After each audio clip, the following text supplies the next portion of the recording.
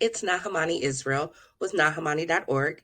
I wanted to talk to you today about what's going on here at Nahamani.org and give you a little bit of inspiration to keep going.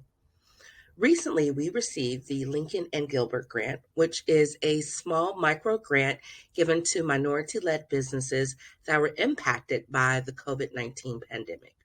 We applied and were awarded this grant, which is a great way for us to be able to continue the services that we're offering. Like every other business out there, we have experienced some sort of hardship during this pandemic. Our customers are mostly business owners, so if they're impacted by the pandemic, it further impacts their ability to pay us and contract us for services. I have worked really hard to grow my team. So this grant is going to be a great way for me to be able to continue to pay my content creators, my website developers, and my copywriter for their hard work and continue to be able to sell our services and position ourselves for long-term success. And you can too. Tip number one, don't wait around. A lot of times these grants have limited capacity and are only going to be available for a short window of time. So if you delayed applying, even if it says the deadline is a few days away, if you don't apply early, you may not get the chance. When you do start that application, they're going to want some basic information. One of the things I've heard many people say they couldn't apply because they hadn't filed their tax returns.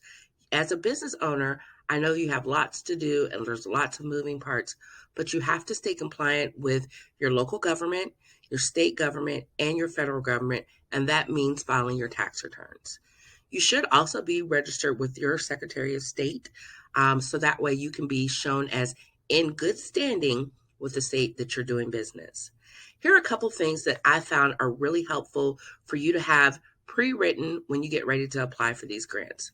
So they want to know a little bit about your journey to business ownership, why you got started, what problem your business is seeking to solve, and who your ideal customers are. So if you haven't read our Building Customer Persona blog article, I'm going to link it down in the description and make sure you check that out. It has some great tools that you can use to start building those personas and be ready for that next grant application. Now, as I mentioned early on, this was a COVID relief grant. So if you're applying for relief funds, you also want to be able to talk about what happened that led you to need support. So you want to talk about how your business was impacted and what you plan to do with the grant funds when you receive them. Not if you receive them, but when you receive them.